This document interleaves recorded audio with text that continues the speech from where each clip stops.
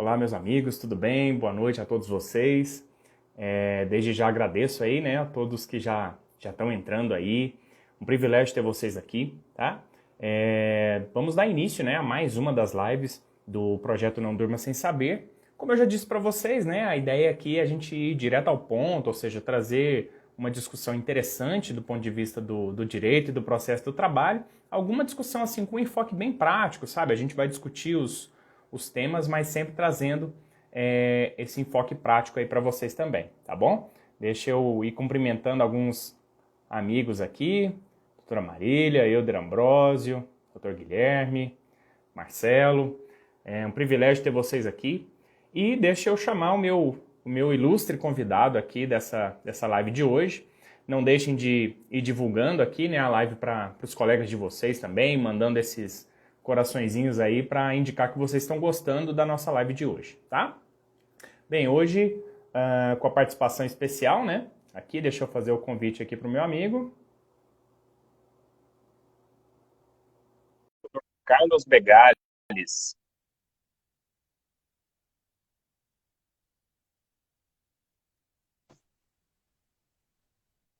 Maravilha. Boa noite, doutor. Tá me ouvindo bem? Sim, você está me ouvindo? Estou ouvindo bem também. Tá Já jóia. aproveito para pedir para todo mundo para dar um feedback para a gente aí, se está todo mundo ouvindo bem e vendo bem. É importante para a gente aí que a qualidade esteja boa para a gente trazer um conteúdo de qualidade para vocês, tá? Bom, e Dr. Carlos Begales dispensa apresentações, mas deixa eu fazer as honras aqui, né? Já que ele me deu o privilégio aqui de aceitar o convite aqui para falar com vocês. Ele é juiz do trabalho aqui na 18ª região, então aqui é nesse momento. Tá travando? Tá um pouquinho. Será que é o meu? Agora eu tô te vendo bem, assim. Tá um pouquinho embaçado, mas estou te escutando bem. Como eu estava dizendo, ele é mestre em Direito, né? Pela Federal de Pernambuco. É professor em cursos de pós-graduação, uma referência aí em execução trabalhista, inclusive. Ele é o autor da obra Curso de Execução Trabalhista pela editora LTR. Então, só de ter uma obra aí editada, né, pela LTR já é um baita cartão de visitas aí da qualidade do meu convidado de hoje, né? Tá me ouvindo aí, doutor Begales?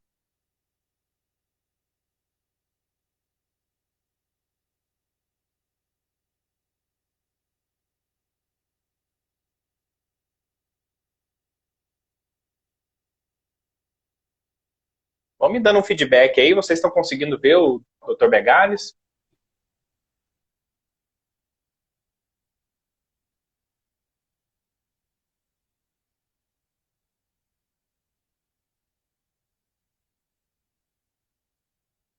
Bom, enquanto o doutor Begales vai dando uma olhadinha ali na conexão dele ali, eu já vou antecipando um pouquinho o tema.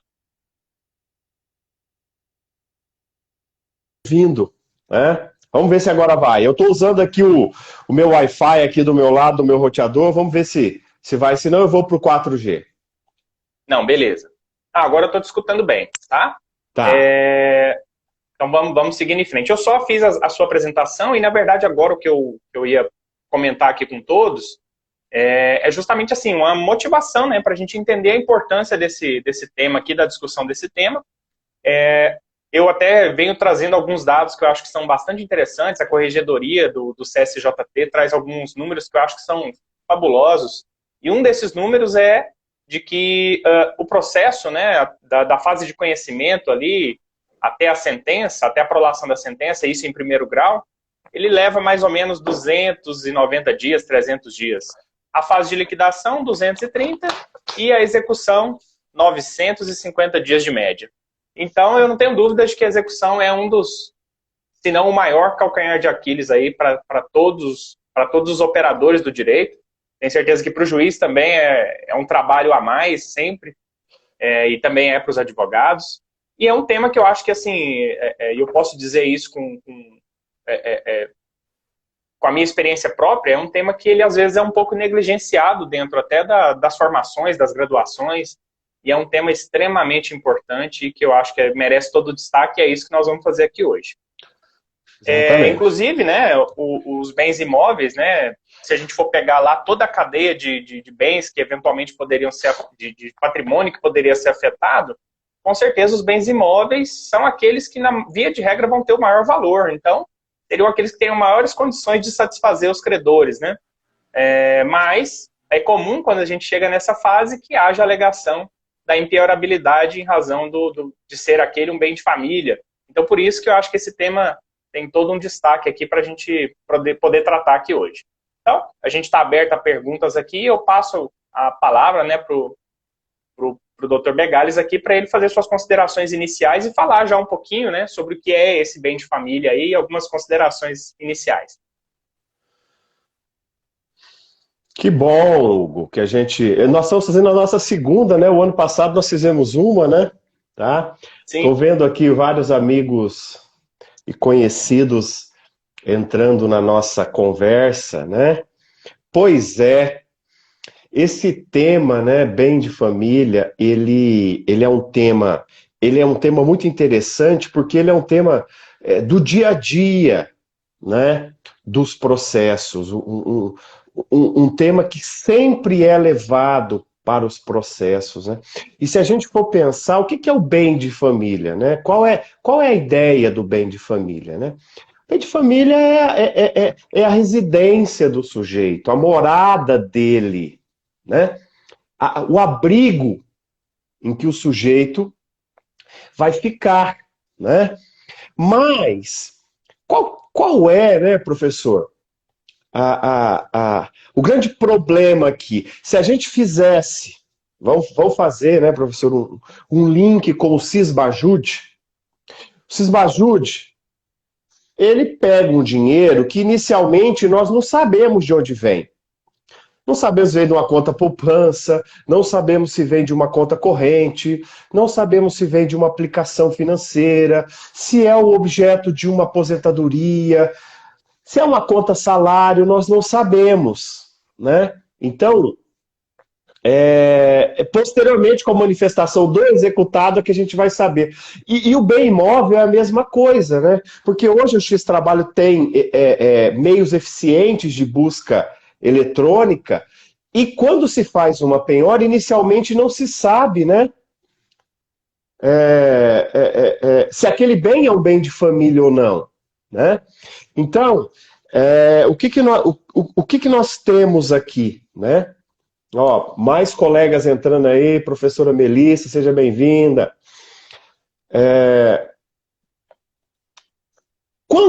Veja bem, é uma casuística tão grande, professor, porque é como se eu dissesse assim, olha, não dá para a gente estabelecer regras específicas de antemão que vão socorrer ou não o executado. Isso vai depender sempre de cada processo. Eu vou tentar dar alguns exemplos práticos aqui para que a gente possa fazer um debate, né, sobre isso, assim, estabelecer algumas premissas, tentar estabelecer algumas premissas, mas os casos práticos são diversos, né? Então, o que o executado normalmente, professor Hugo, faz? Ele atravessa uma petição, aí vai depender. Ô, Fuad, seja bem-vindo aí da minha turma da UEL, seja bem-vindo. O que o executado faz? Ele atravessa uma petição ou uma medida judicial, a gente pode até falar isso um pouquinho mais para frente, onde ele vai dizer, olha, esse bem é impenhorável, eu resido nesse bem, é um bem da minha família e etc. Aí, normalmente, né, ele vai apresentar ali as contas, né? Conta de água e de energia já é inerente, né, professor? É inerente ao imóvel, né? Sim. Aí ele vai, talvez, uma conta de uma TV, de um extrato bancário, né? Contas de telefone fixo ou telefones celulares, etc.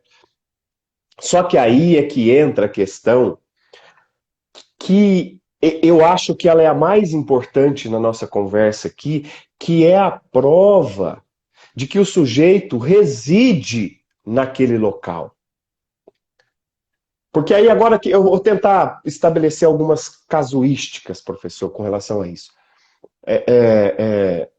Às vezes eu pego a petição, né? É comum você bater o olho na documentação, e aquele endereço daquela matrícula, daquele imóvel, não bate com o endereço do executado que ele colocou na procuração, que ele indicou em outros documentos. Não, peraí.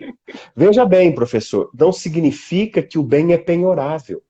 Mas há uma divergência aqui entre o endereço daquele imóvel, daquela matrícula, e o endereço que você, executado, está dizendo que você mora lá na procuração, ou até mesmo da qualificação da sua medida judicial, seja embargo de terceiro, mandado de segurança, seja lá qual foi a medida, né?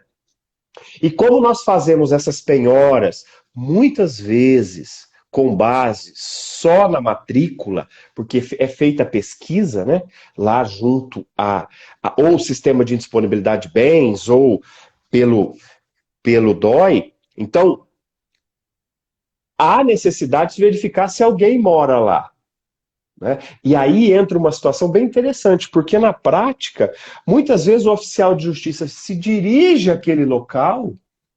Leonardo Bezerra Cunha, seja bem-vindo, meu amigo.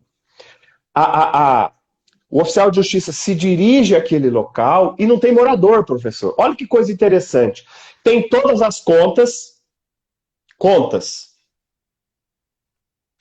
Água, energia, conta bancária, etc. Mas não tem morador, como assim? Tem alguma coisa que não está batendo. Sabe o que aconteceu? Olha o Danilo aí. Talvez, esse cara está fazendo um curso lá em Portugal, 6 meses. E ele não está morando ali. Mas se você pegar a jurisprudência, vai dizer que isso não é bem de família, não tem morador. Não tem morador, não é bem de família. Por isso que é interessante quem vai fazer a defesa ter o cuidado de, né, apontar ali as exceções. Porque às vezes, professor, o sujeito se agarra, mas é bem de família, mas tudo bem. Onde está o morador, se ele não está ali? Pode ser, né, professor, que ele esteja trabalhando num outro município, em um outro estado. E temporariamente ele está fora do bem. A gente tem situações, por exemplo, até de tratamento de saúde, né?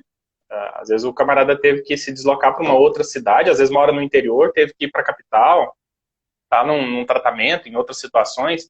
E é importantíssimo, de fato, que todas essas informações já sejam trazidas, né? Porque, assim, quando a gente olha lá para a Lei 8.009 e vê a conceituação, ela parece muito simples até, né? Porque a gente olha lá, ou seja, é o bem de residência da família, tudo, da entidade familiar, né?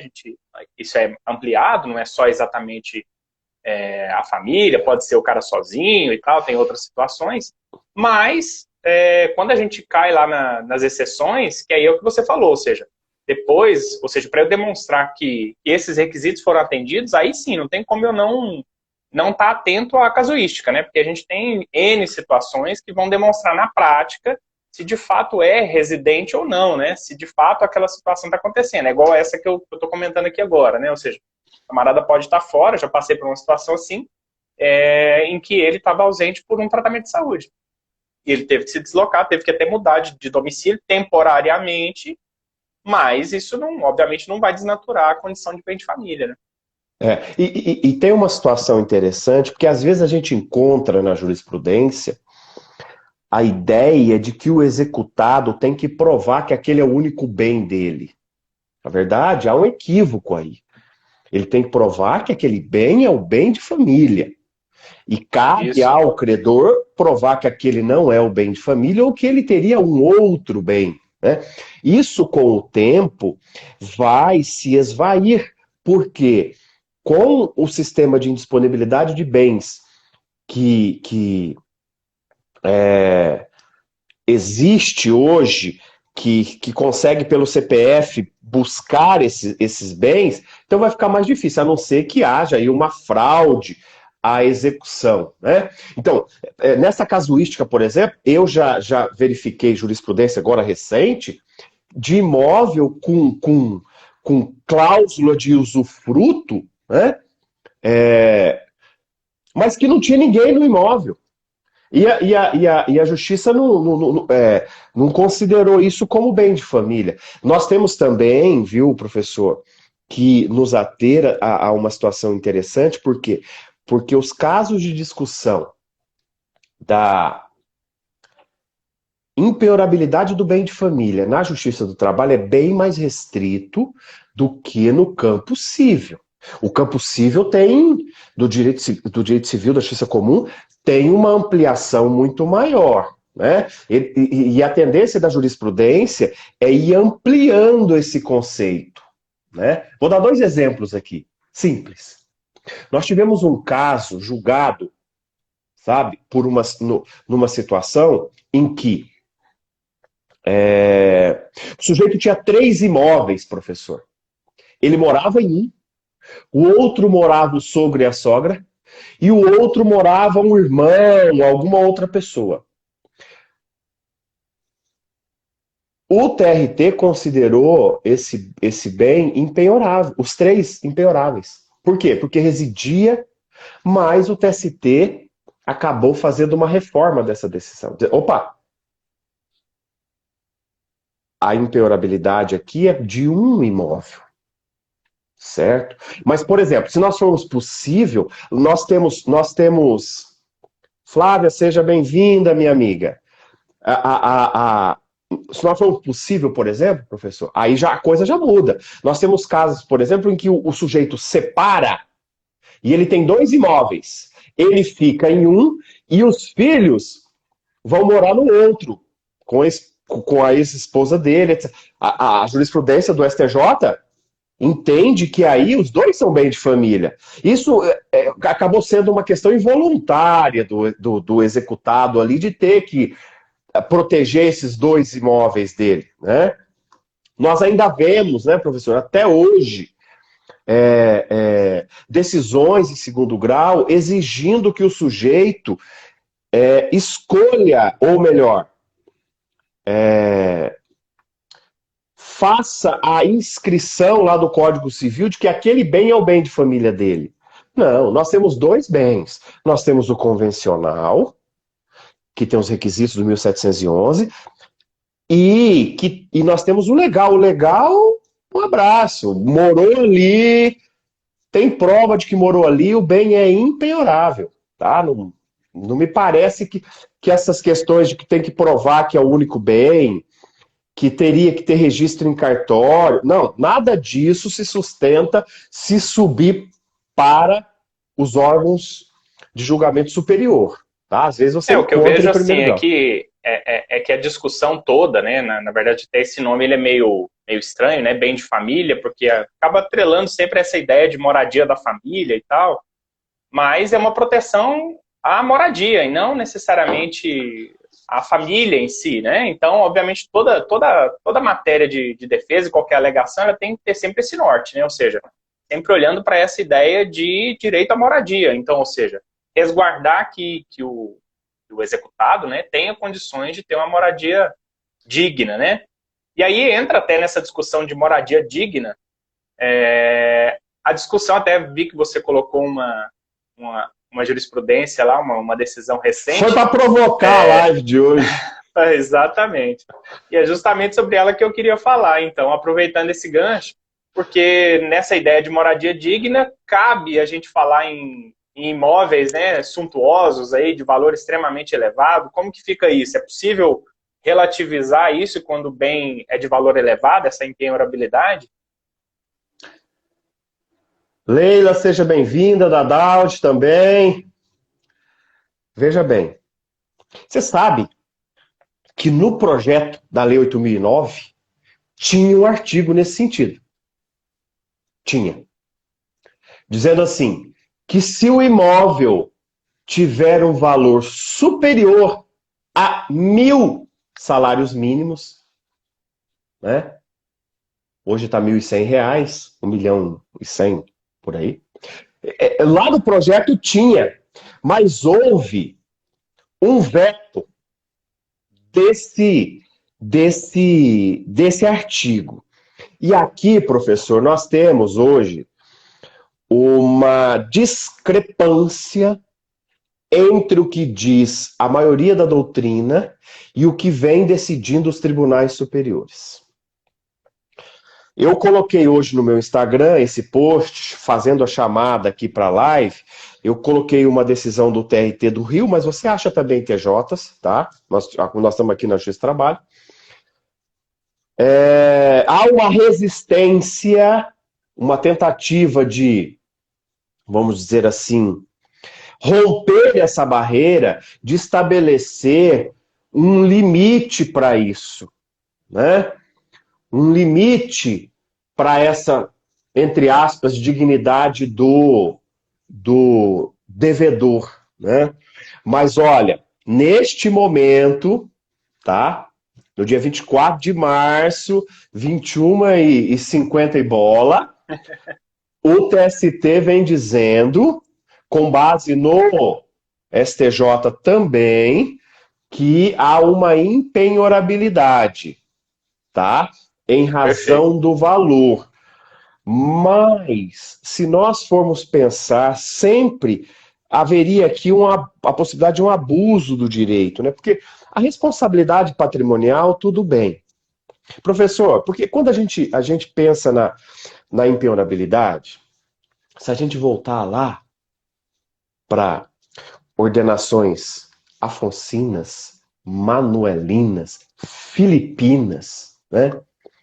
Nós vamos verificar primeiro que quem tinha benesses processuais eram os fidalgos, os nobres.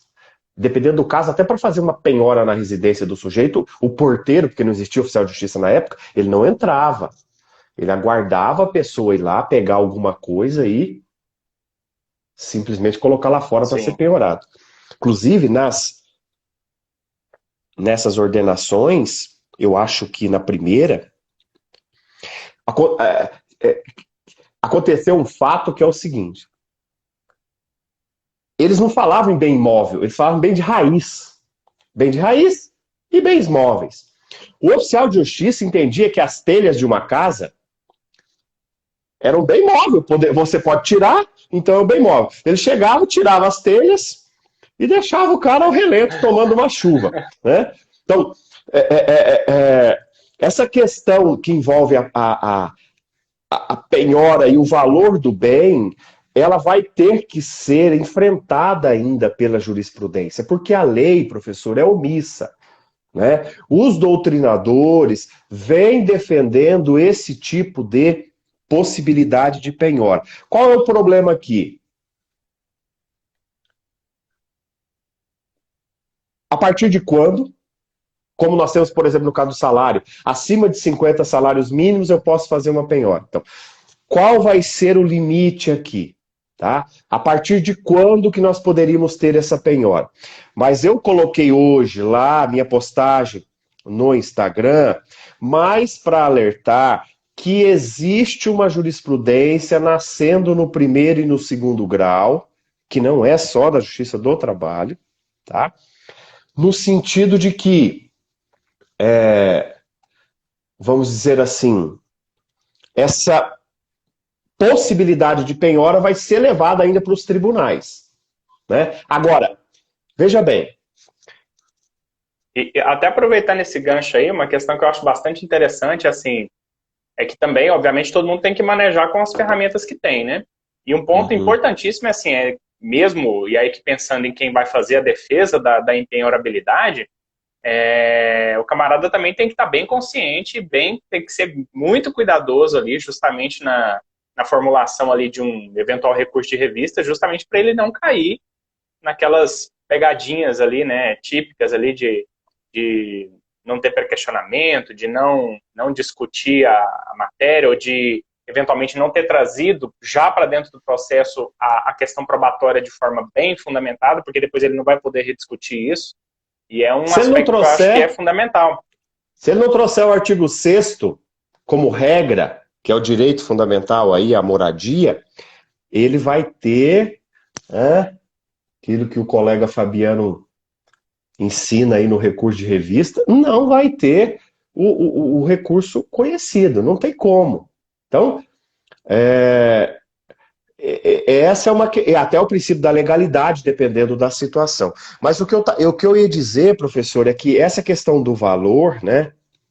Então, os tribunais superiores, por hora, vem travando esta possibilidade.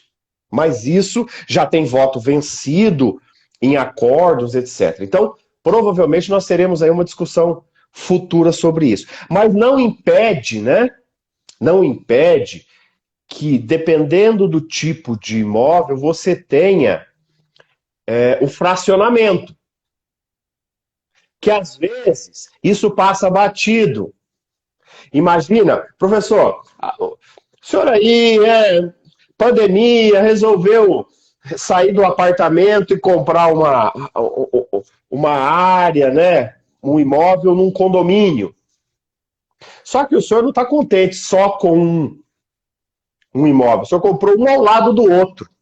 Quer fazer a sua casa aqui de um lado e do outro lado ali vai ser o campinho de futebol dos meninos, é ali que o senhor vai fazer o seu churrasco.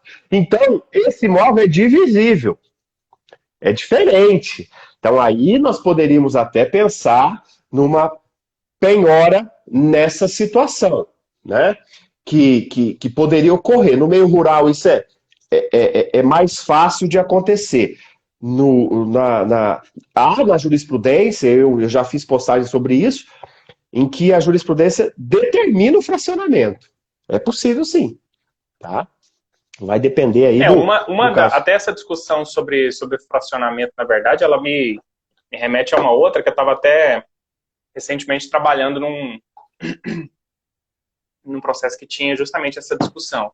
E era sobre o caso de uso misto, né? Destinação mista.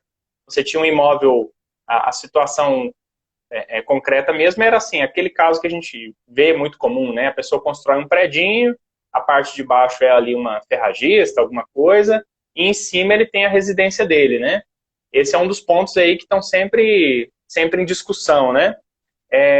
O que o doutor tem visto a respeito desse tema, né? Essa possibilidade aí de eventualmente se penhorar uma fração do imóvel, né? Eu vou piorar um pouquinho a coisa, vamos dizer assim. E o Leonardo aí, que gosta de direito comercial, que está nos acompanhando, também conhece essa discussão, né? Tem muitas pessoas, né, professor, que colocam sua firma, sua empresa unipessoal dentro da sua casa. Há pessoas que, inclusive, pegam o seu imóvel e colocam como capital social de empresa.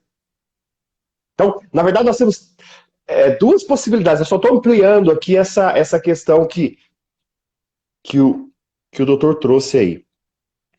Jurisprudência vem dizendo o seguinte: se for possível, nós temos uma só matrícula, só, pavimento de cima, pavimento de baixo, vamos pensar nessa situação.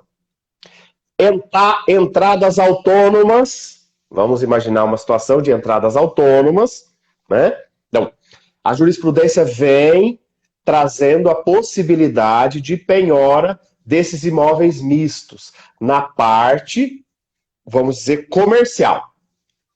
Tem situações que o imóvel é indivisível, é um pavimento só, o sujeito abre o escritório dele na parte da frente e atrás é a residência dele. Eu acho que agora, viu, professor, ó, a Juliana chegando aí também. A doutora Carla está aí. Olha, eu acho que com a pandemia, com a pandemia, a coisa, muita gente entregou pequenos imóveis locados e essas pessoas estão trabalhando na própria residência. Há uma confusão ali. Isso aí me faz lembrar aquela coisa, né, da empregada doméstica que trabalha na atividade comercial, aí ela não quer ser doméstica, ela quer trabalhar na atividade comercial. Ó, o Luiz chegando aí, Sinop deve estar tranquilo. Então, professor, essa pergunta sua, se for possível fazer o fracionamento, a jurisprudência vem entendendo que é possível. Não sendo, tem que se respeitar o direito à moradia, né? Esta é uma situação. Agora, aquela do capital social que eu disse, essa discussão nem é...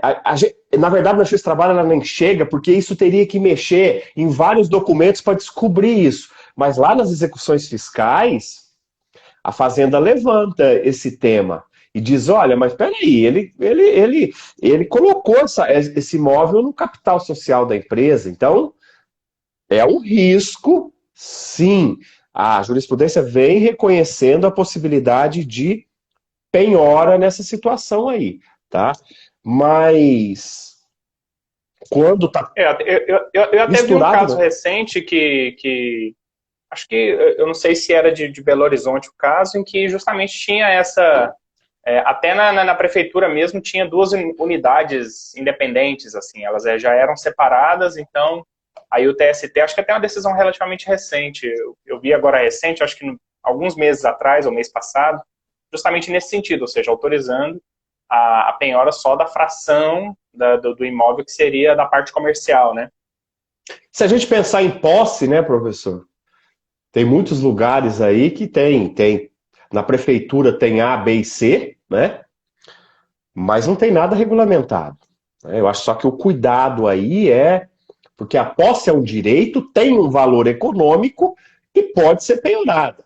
Então, é de se pensar nisso. Mas antes de entrar numa situação dessa, é interessante fazer uma vistoria, né? E aqui também, nós estamos falando aí de bem de família, mas a gente pode aproveitar para, dentro desse tema, falar de uma situação que é justamente essa vistoria que pode ser feita ou que deve ser feita por um oficial de justiça para verificar se tem moradores, se não tem moradores e etc. Porque às vezes a pessoa fica muito... Eu costumo dizer nos meus cursos assim, que a pessoa às vezes fica muito contente, viu, professor? Que ela penhorou um imóvel, né? Só que lá na frente o negócio vira um rolo que não acaba mais. Justamente porque a penhora não foi feita de forma adequada, o magistrado não analisou de forma adequada, o colega advogado não cuidou da forma adequada e na hora de emitir na posse vai virar uma confusão, tá? É isso. Então, eu acho que é possível sim fazer essas penhoras, né? Se a gente pensar nessa multipropriedade que foi aprovada recentemente, direito de laje, etc., isso aí é mais um ponto que levanta a possibilidade de fracionamento desses imóveis, né? Desde que seja possível fazer isso. Seja possível. É o que eu penso. Não, perfeito. Uma discussão que ainda acontece com frequência também, que está lá, né? Tem fundamento lá na própria lei que uma das exceções seria a possibilidade de afastar a impenhorabilidade em razão de prestações alimentícias, né? E aí sempre surge aquela discussão, né? O crédito trabalhista poderia entrar nesse bolo aí para conseguir afastar essa impenhorabilidade? Professor, a coisa vinha tão, eu vou dizer assim, tranquila nesse ponto, no sentido de avançar para isso, né? Mas aquela decisão no final do ano passado do STJ, quando ele travou a possibilidade de penhora de salário, quando o advogado... Para honorários, né? Para honorários. Então, a partir teve o mesmo raciocínio. A partir daquela ideia ali, matou praticamente, não só ali, toda uma evolução que vinha acontecendo. né? Porque o STJ acabou dividindo, né? Colocou, não, prestação alimentícia e verba alimentar são coisas distintas. Então, tudo, aonde tiver escrito prestação alimentícia, que a gente gostava de usar, né? Utilizava até lá na hora de fazer o valor da causa. Então, você tinha o fundamento lá no, acho que é o inciso 5º do 292, que fala sobre do CPC, né? Para você utilizar, no caso de prestação alimentícia, fala, não, quando eu vou fazer pensionamento, eu vou usar a mesma analogia, porque eu tô caminhando na mesma trilha, né? E agora, nesses fundamentos não servem, necessariamente servem mais, né? Tem que tomar esse cuidado aí. Eu acho que, primeiro que nós tínhamos, né, a possibilidade de penhora de crédito de empregados domésticos, ou a lei usava a expressão trabalhadores da própria residência, né, que com a lei, estava na lei 8.009, artigo 3º, que era uma exceção, artigo 3º para, inciso 1º. Mas com a lei complementar do empregado doméstico, isso acabou travado. E, na verdade, né, professor, não era muito conhecido, não. A gente não via muito pedido de penhora. O STJ, hoje, se a gente pegar jurisprudência, de final de 2020, ele vem dizendo assim, olha, é possível sim penhorar bem de família para prestação alimentícia. Aí ele abre um parênteses e fala assim, professor, de natureza alimentar, indenizatória ou voluntária. Então, veja bem, pode penhorar o bem de família por prestação de natureza alimentar decorrente de direito de família, indenizatória ou voluntária. O crédito trabalhista não entra aqui, mas um crédito decorrente de acidente do trabalho é uma verba alimentar. Por essa linha de interpretação que o STJ vem fazendo ainda hoje, né? Eu não sei como vai ficar depois dessa decisão da ministra relatora Nancy Andrighi, como é que isso vai ficar, porque houve uma travada aí. Mas, professor, na verdade, assim, se a gente for resumir... Eu concordo que o caso de pensionamento talvez ainda tenha alguma saída, né? Exatamente. Até porque se a gente pegar o artigo 100 da Constituição Federal, lá quando ele fala de precatório, tudo bem, mas ele define o que é natureza alimentar. E lá estão as indenizações, lá entram essas indenizações. Mas aí, né, os colegas advogados e advogadas que estão nos assistindo, doutor, se não pedir, não vai, né? Exatamente. Quem se dá por vencido? Porque existe aquela súmula vinculante, Agora, existem algumas decisões e com base nelas parece que a coisa para. Mas existe muita coisa que precisa ser trabalhada. Né? É como se rompesse o dique e isso vá para cima e o julgamento vai acabar acontecendo. Então, eu acho, e aí eu concordo plenamente, eu acho que para pensão decorrente de ação indenizatória, eu também acho que seria uma situação. Porque a ideia é a mesma, né, professor? A ideia é a mesma. Sim. Porque a Nancy fez aquela distinção assim, ó, verba de natureza alimentar é uma coisa. Aí você põe dentro desse pacote tudo. Verba de natureza alimentar. Todo crédito trabalhista está aí dentro. Está aí dentro, honorários de todo mundo está aí dentro. Tá. Agora, prestação alimentícia tem uma história no Brasil. É a questão que envolve os alimentos propriamente dito. Então essa foi a distinção, só que foi por um voto de diferença, né? Então por isso que eu estou falando que a coisa ainda vai assim, caminhar. O TST tem sido, pelo menos a minha observação, né, quando eu tenho feito meus estudos aqui, ele tem sido bem conservador, assim, né? Não tem se arriscado muito a entrar nas discussões que seriam tipicamente ali do STJ mesmo, né? Não. Mas nesse, que eu digo assim, para honorários e tal, seria uma discussão de um crédito que não é trabalhista, né, em essência. Apesar de ser tratado ali dentro da Justiça do Trabalho, mas não é um crédito de natureza trabalhista. Então, mas acho que quando se chegar a essa discussão, e aí é por isso que é importante a gente levar isso para frente, né? E acho que é importantíssimo. Todo esse histórico que você narrou aí é perfeito. Para nós advogados, para a gente insistir bem nessa tese, e acho que fundamento não falta aí, com base no que você expôs também, para levar isso para frente, porque de fato eu acho que aí sim, nesse tipo de situação, acho que o TST poderia abrir um caminho à parte aí, independente do que o STJ se manifestou aí nessa decisão, né? Aqui nós estamos falando da possibilidade, né, professor? Mas se a gente pensar do outro lado também, né, porque às vezes o colega, advogado, fica assim, tá, mas preclui a manifestação de defesa do bem de família? Preclui. Essa é uma questão que a doutrina diz assim, ó, isso é matéria de ordem pública. Matéria de ordem pública pode ser alegada em qualquer tempo, grau de jurisdição, ou até mesmo conhecida de ofício, né?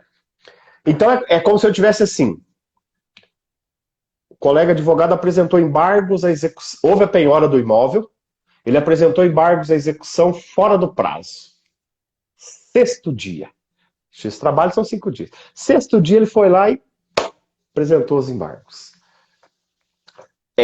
O juiz pode até dizer assim, ó, não conheço das matérias A, B e C, em razão da simplesmente fora do prazo, intempestivo, mas eu vou conhecer da matéria da impenhorabilidade, porque é uma matéria que poderia ter sido alegada por simples petição, né? Então, eu posso usar exceção de pré-executividade? Posso, mas aqui eu posso fazer embargos de terceiro? Não, claro, mas vai depender quem é você ali dentro daquele processo. Porque no caso que a penhora ocorre, como nós falamos, no sistema Cisbajude, que aqui nós estamos fazendo só uma analogia, porque pegaram o imóvel com o nome do Hugo.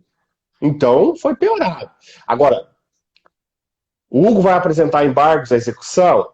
Bom, se ele é o devedor, penhorou, foi intimado, embargos à execução é a medida, é o caminho até para livrar o bem, né?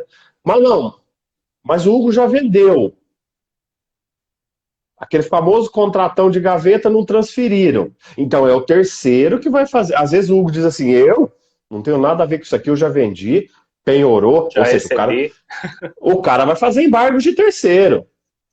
No prazo até o final, né? Agora, pode também simplesmente atravessar uma petição, pode simplesmente fazer uma exceção de pré-executividade, dependendo de quem é este solicitante do levantamento dessa penhora, né? E também, né? Por que não até uma ação rescisória, dependendo da situação. Mas aí, sempre obedecendo os requisitos e aquilo que foi levantado durante todo o processo, né? Eu não poderia fazer, por exemplo, como uma situação posterior, o mandar a segurança, porque depende. Não posso ter isso aí contra uma decisão já julgada, etc. Mas, anteriormente, dependendo da situação, até isso eu posso fazer. Então, na verdade, o leque do executado é muito grande para alegar impenhorabilidade. Desde os embargos, talvez vários momentos processuais, né? Vários momentos vários instrumentos e momentos. Agora, né, como nós conversamos antes, sem prova, necas. Né? Sem alegar sim. Constituição, não vai chegar no STF, no TST. Eu acho assim que às vezes. Tem que ir manejando, né? Tem que saber manejar as ferramentas que tem, né? Não tem Exatamente. jeito. Você comentou até sobre essa questão deu esse exemplo, né? De vender o imóvel e tal.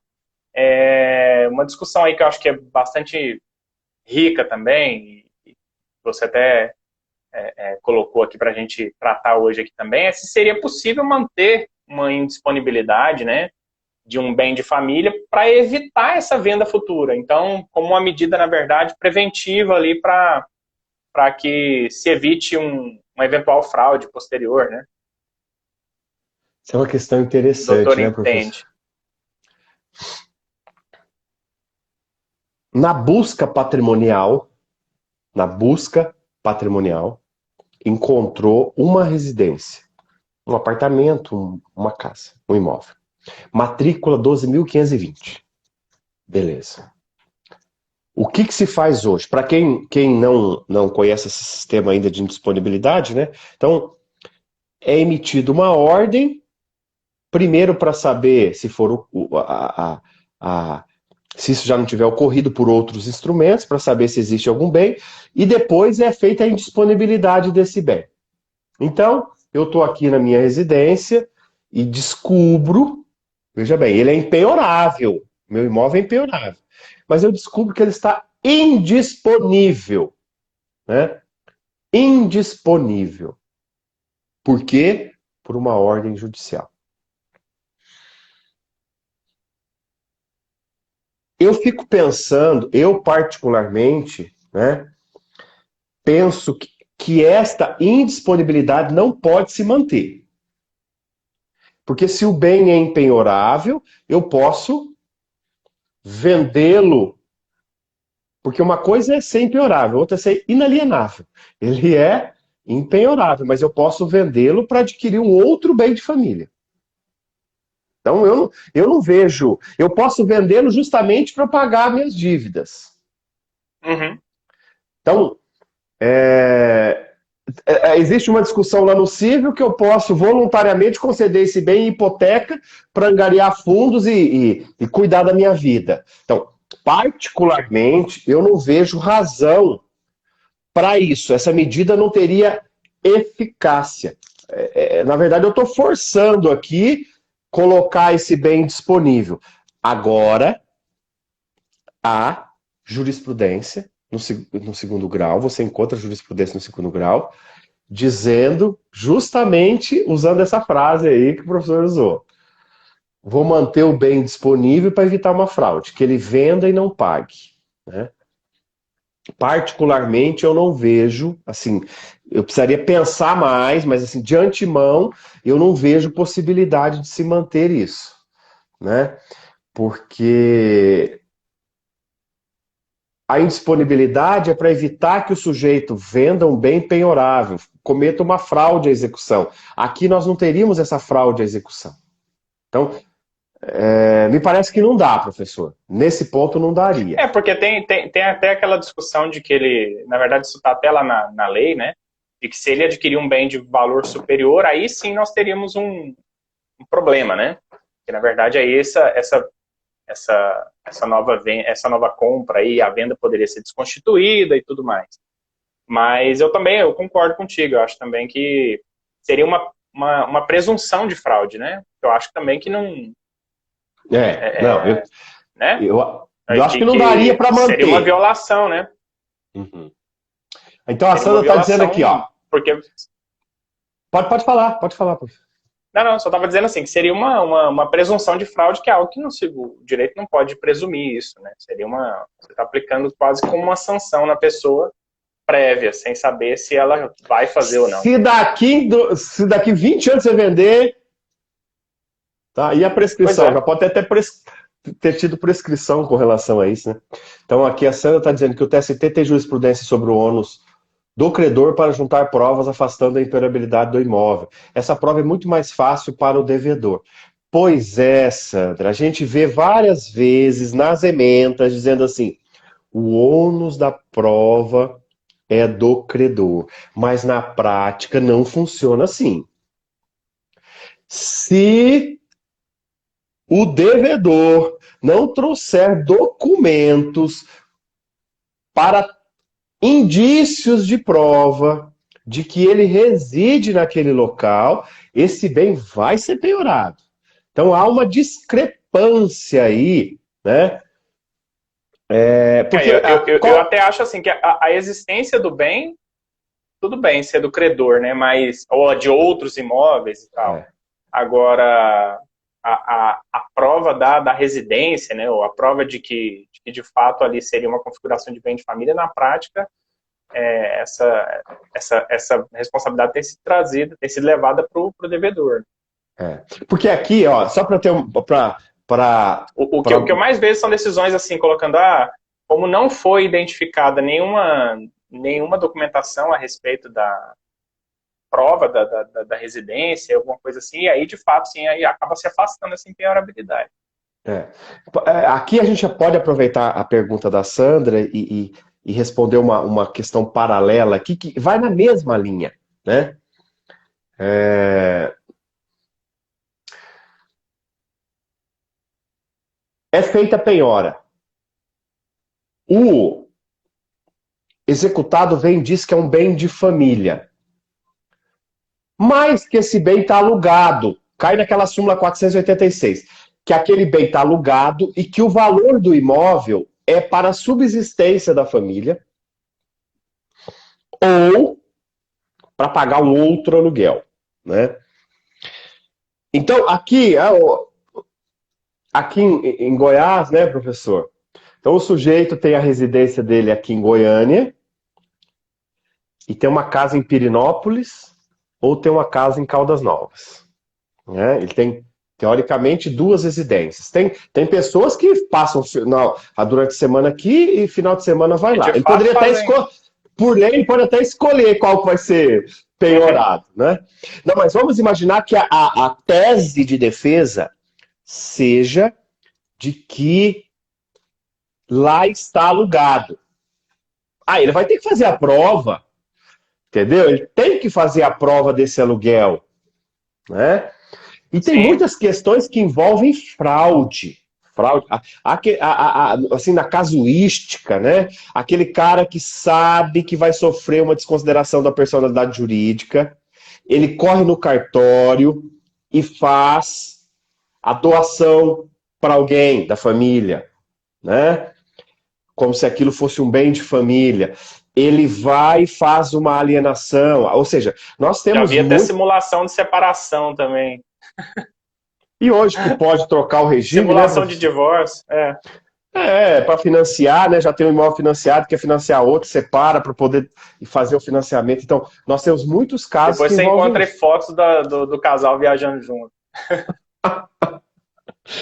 É igual o do INSS, tá doente, tá na praia, né? Aquela confusão que a gente sempre ouve nos processos, né? E vê. É isso aí. Pois é.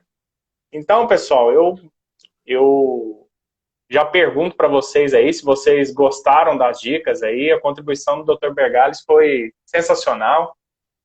Parabéns, professor, por essa excelente exposição aqui, né? Eu quero agradecer mais uma vez, né, o Dr. Bergales e obviamente, pelo aceite do convite. Hoje até, infelizmente, né, um dia, apesar do papo maravilhoso aqui, um dia não é dos melhores, né? Infelizmente, chegando aí a números muito grandes aí a respeito das mortes, né? Pelo Covid, e aí com certeza todos que estão nos vendo aqui têm ou tiveram amigos aí ou familiares próximos, né, que passaram por isso. Eu não deixo também de fazer menção a isso também, porque eu acho que é um sofrimento por qual todos nós estamos passando e acho que a busca pelo conhecimento talvez tenha sido, pelo menos para mim, dos meus maiores alívios aqui, justamente nesses períodos de home office, de trabalho em casa. E está sendo um prazer também conversar com várias pessoas e hoje em especial com o Dr. Bergales. Então agradeço e passo para suas considerações finais aí, professor. Tá, aqui tem duas perguntas, só para não deixar passar em branco. Ok, claro. A primeira aqui é referente a colega perguntou se... Só voltar um pouquinho aqui. A Rose. Tem que comprovar, além do aluguel, nesse caso, viu, Rose? Além do aluguel, que é para subsistência. Sim, claro, tá? E aqui o colega, o advogado Rafa Paz. Rafa, eu vou lhe pedir, porque essa pergunta aqui, ela tem um pouquinho mais de consideração, se usufruto pode ser óbice para penhora. Lá no meu Instagram tem uma postagem recente justamente sobre o usufruto. Aí nós precisamos ver quem é o proprietário, quem é o beneficiário do usufruto, quem que é o devedor. E lá eu explico isso num post bem rapidinho, escrito. Dá uma olhada lá, tá? Que aí vai ter essa situação aí. Professor, obrigado mais uma vez, tá? Marília tá aí também. Obrigado a todos. Nós estamos passando por um momento muito difícil, né? Esperamos que essas vacinas cheguem, que os comércios possam reabrir. Nós temos muitos comerciantes passando dificuldade, muitos autônomos passando dificuldade, muitos empregados passando dificuldade, muitas famílias perdendo seus entes queridos. Então, assim, nós temos que torcer para que tudo isso, com o trabalho de cada um, que a gente possa ir melhorando e as coisas possam voltar ao andamento. Não vou dizer normal, porque depois de tudo que nós estamos passando, é muito difícil. Não será mais. São muitas sequelas. Mas assim, vamos ter fé, coragem, que as coisas vão melhorando devagar. Eu fico agradecido, quero agradecer a todos os meus colegas que estiveram aqui. Às vezes passa meio rápido, né? Assim, passa meio rápido e aí a gente não vê todo mundo que chegou aqui. Quero agradecer a todo mundo. Obrigado, viu, professor? Agora nós vamos tomar um vinhozinho aqui e assistir o jogo do porco daqui a pouco e jantar. Tá bom? Eu vou só fazer alguns comentários breves aqui. Primeiro, mais uma vez, agradecer ao Dr. Begales e a todos que nos acompanharam, né? Desculpe aí se algum amigo ficou de fora dos meus cumprimentos aí, que foram muitos bons amigos aí que estiveram presentes também. E eu só deixo alguns convites para vocês, né? Para a gente encerrar aqui a nossa live. O primeiro é para acompanhar as próximas lives, né? Desse projeto que eu venho fazendo, aí todas as quartas-feiras, às 21h30. Sempre uma live aí para a gente poder discutir alguns temas relevantes dentro do direito do processo do trabalho, como a gente teve hoje, né? E os outros convites aí são para que vocês conheçam, né, as nossas redes sociais, tanto minha quanto do Dr. Begales. Ele tem um canal no Telegram bem bacana também, que sempre está lá atualizadíssimo, sempre com decisões recentes aí que circulam pelo país todo em matéria de execução. Não deixem de entrar lá. Com certeza deve estar lá na sua bio também, né, para as pessoas entrarem. Eu vou colocar um link lá no meu canal do Telegram, remetendo lá para quem quiser acompanhar também o canal do professor, do Dr. Begales, e também, né, o meu canal no YouTube, e não deixem, então, de conhecer tudo isso daí também, tá bom? Lá, tanto na minha bio, quanto na do Dr. Begales, tem lá informações, né, cursos também que a gente ministra. Não deixem de conhecer o livro do professor Begales também, Curso de Execução Trabalhista, pela editora LTR. Bem, então é isso, pessoal. Agradeço mais uma vez a participação de todos vocês que me acompanharam, né, nos acompanharam aqui nessa live e que não dormiram sem essa. Até a próxima. Tchau, tchau. Boa noite para todos vocês. Bom jogo aí, professor. Um abraço. Tá fácil torcer o Palmeiras agora, tá tranquilo.